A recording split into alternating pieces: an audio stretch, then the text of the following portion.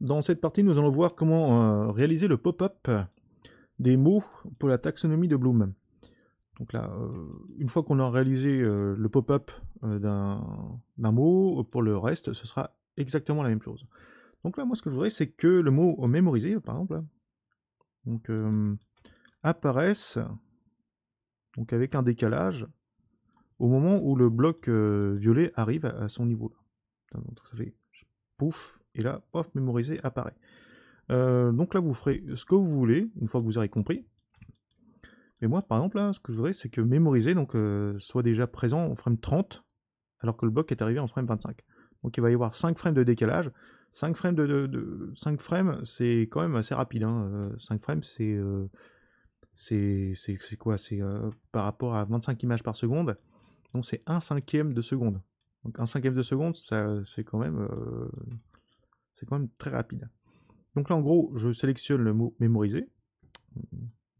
Je vais appliquer donc avec la touche K un blocage. Alors le blocage, là on va faire quelque chose de très particulier, on ne va utiliser que du scale. Donc là vous faites ce que vous voulez, soit vous placez une clé seulement sur le canal scale, ou alors vous rebloquez le tout sur location, rotation, scale et custom properties. On peut faire comme ça, il n'y a pas de problème. Voilà.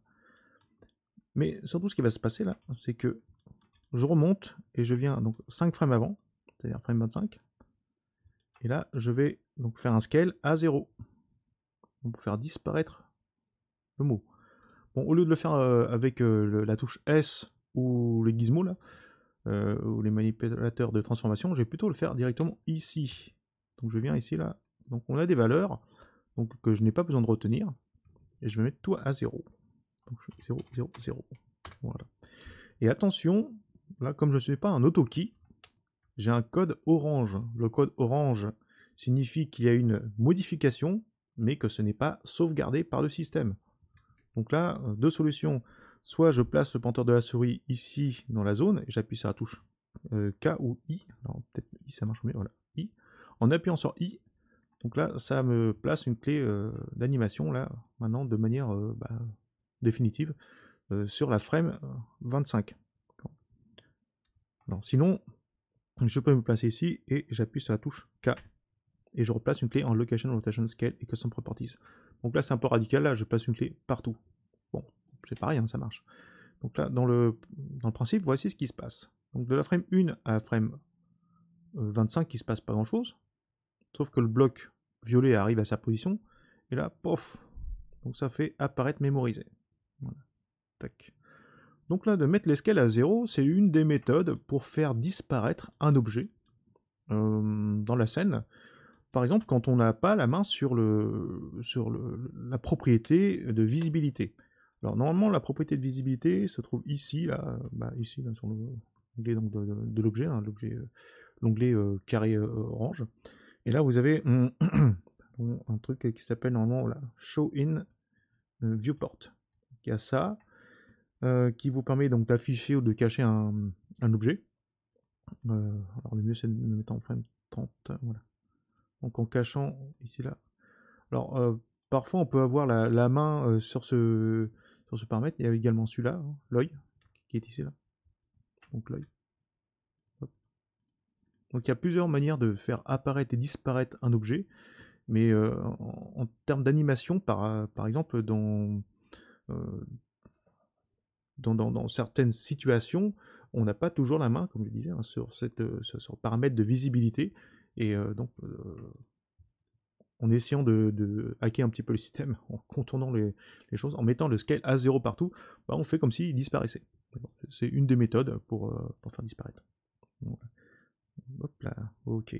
Bon, maintenant que j'ai fait apparaître le mot, ce que j'aimerais faire, c'est avoir un effet de ressort avec une espèce de déformation, stretch and squash, qui nous fait une introduction sur d'autres techniques d'animation, hein, qui font partie des 12 principes de l'animation en 2D appliqués à la 3D. Donc le stretch and squash qui nous permet de faire ce genre de choses, hein, de déformer. Donc stretch, donc c'est étirer, Voilà. Et le squash, c'est plutôt cette notion d'écraser ou hein, de réduire la taille d'un objet. Là. Voilà. Donc faire un effet amortisseur. Voilà. Donc moi ce que j'aimerais faire c'est ce genre d'effet, mais que ce soit bien géré. Alors, vous verrez plus tard que lorsque vous allez faire du stretch and squash manuel, quand c'est un humain qui le fait, et surtout les débutants, c'est pas toujours très beau, c'est pas toujours très bien fait. Donc là ce qu'on va faire c'est qu'on va demander à ce que ce soit Blender qui le fasse pour nous. Donc pour que ce soit réalisé avec la méthode la plus globale possible, voici ce que je vous propose. Donc là, vous sélectionnez le mot mémoriser. Donc là déjà, on a fait apparaître le mot manuellement. Et juste après la frame 30, donc on va demander à ce que ce soit Blender qui gère l'effet ressort. Donc pour ça, je fais un clic droit ici là dans les barres qui sont vides. Je fais un duplicate area into new window. Maintenant, je vais demander à ce que Blender change le contenu, donc en cliquant sur le menu ici là, et je vais l'afficher donc le Graph Editor. Voilà. Donc le Graph Editor m'affiche en gros tout ce qu'il se passe sur le temps sous forme graphique. Donc là, non seulement vous avez des clés d'animation, mais vous avez des courbes, etc. C'est un petit peu complexe au départ hein, pour ceux qui commencent à voir un petit peu les outils de 3D et les outils de Blender. Donc là, dans Graph Editor, donc on est bien sur l'objet texte, et là maintenant on va cliquer ici sur le petit signe supérieur afin d'afficher les autres propriétés. Donc là on s'aperçoit qu'il y a des propriétés qu'on a un petit peu en trop. Par exemple, la localisation, ça ne nous intéresse pas, et la rotation, ça ne nous intéresse pas. Donc on va cacher ces courbes d'animation qui vont plus nous embêter, nous perturber qu'autre chose. Donc là je peux cliquer sur un œil, voilà.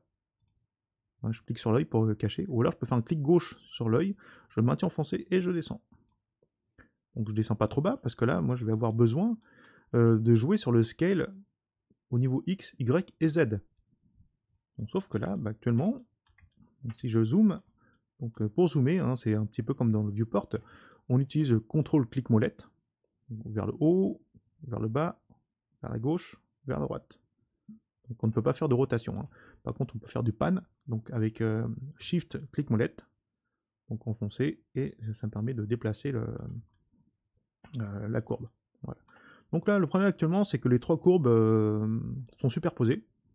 Donc on les voit les unes sur les autres. Donc là, je vais cacher Y et Z, et je n'affiche que X. Donc si vous voulez travailler sur une courbe, vous la sélectionnez directement ici, en cliquant sur le nom là. On clique directement, clic gauche là.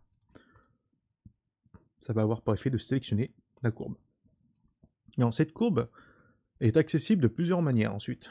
Donc on va pouvoir travailler dessus. Donc ce qu'il faut comprendre, c'est que donc là, en frame 25, donc ça c'est la frame 25, ici là. Donc on a sur l'axe horizontal, c'est-à-dire l'axe des abscisses, le temps, donc sous forme de frame, donc F comme frame, et sur l'axe des ordonnées, c'est-à-dire l'axe vertical, on a la valeur de la clé.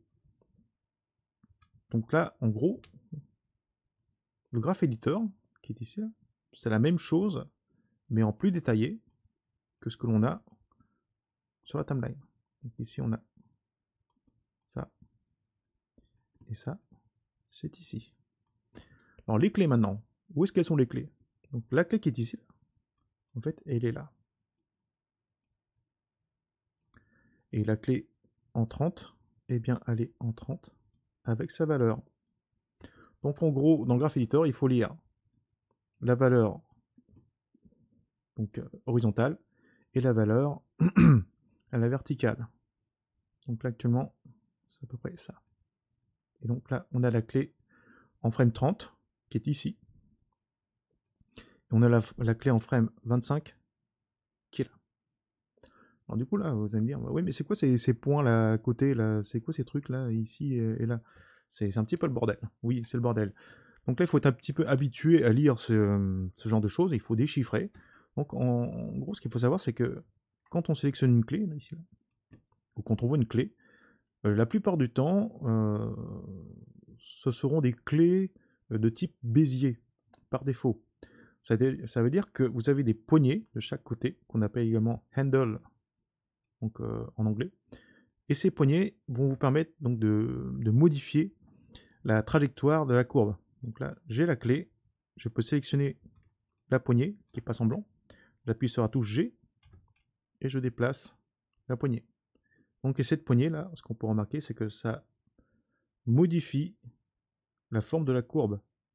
Et en plus, ce qu'on voit, c'est que la poignée de l'autre côté là fait un petit peu un effet miroir, un effet symétrique, puisque par rapport donc, à la clé, donc, qui sert en gros de centre de symétrie, on a l'autre poignée là qui fait un petit peu une position antagoniste, hein, qui est complètement de l'autre côté. Voilà, donc clic gauche pour valider, clic droit pour annuler. Donc, je peux faire la même chose ici, là, hop, je sélectionne, touche G, je modifie. Voilà. Alors maintenant, comment faire si on veut déplacer une poignée que d'un seul côté sans que l'autre bouge? On sélectionne donc, la clé ou la poignée. On sélectionne l'un des deux en tout cas. On fait un clic droit, on vient sur Handle Type. Donc Handle Type, c'est-à-dire type de poignée. Est-ce qu'on veut une poignée en free, une poignée align, une poignée vecteur, automatique ou auto-clamp? Donc là, vous, par défaut, là, ce que vous avez, c'est plutôt un... On va dire que c'est un align. Donc pour casser la symétrie, nous on appelle ça en animation casser la tangente. Donc là je sélectionne Handle Type et je me mets en mode Free. Une fois que je suis en mode Free, maintenant quand je sélectionne une des deux poignées, voilà. Donc maintenant la poignée de l'autre côté ne réagit plus. Donc chaque poignée fait sa vie de son côté. Et là, pour remettre dans l'état avant, on sélectionne une des poignées, clic droit, Handle Type, on se remet en Align. Alors, voyons voir, est-ce que ça marche, Align? Non, c'était pas Align, ça devait être... Voyons voir, est-ce que c'est pas... Est-ce que c'est automatique non plus? Alors, c'est peut-être... Oula. Non. Interpolation Mode, Bézier, je me remets en Bézier. Non plus. En tout cas, c'est l'un des modes qui est dedans, là. En tout cas, c'est pas fruit. Alors, je vais sélectionner la clé directement. Handle Type. Est-ce que c'est pas automatique? Ouais. Voilà, c'était en mode automatique. Voilà. Donc en mode automatique, là, ça nous remet l'état des poignées de tangente, les handles, dans leur comportement d'origine. Voilà. Donc là, une courbe d'animation dans le graph editor se gère par rapport à une clé que je mets en rouge. Donc, j'appelle K. Des poignées de tangente que je vais mettre en vert. Poignée de tangente ici là. Voilà. Et donc il faut regarder donc, la timeline et les valeurs sur la timeline. Alors évidemment, ce sera de plus en plus compliqué. Donc comme c'est compliqué déjà à la base, suivez bien les recommandations que je vous ai faites au départ. C'est-à-dire qu'on va isoler les courbes une par une. Parce que si vous affichez toutes les courbes en même temps, en tant que débutant, vous allez être complètement perdu. Donc là, on va commencer à travailler sur la courbe X scale, c'est-à-dire la courbe de mise à l'échelle sur l'axe X. On commence par ça. Donc moi, ce qui va m'intéresser là, ça va être de faire apparaître, puisque là, on a la valeur 0 en frame 25. Bon. Ensuite, en frame 30, on a la valeur d'arrivée. Donc là, on voit bien que le mot, grâce à ça, il va apparaître. Bon.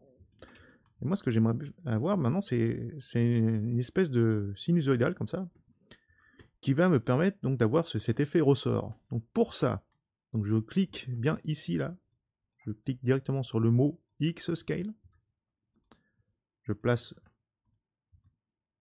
donc le pointeur de la souris sur l'onglet Modifier, clic gauche, et ensuite on clique sur Add Modifier. Voilà. Et là, je vais rajouter donc un built-in function, donc qui va me rajouter donc, un signal sinusoïdal.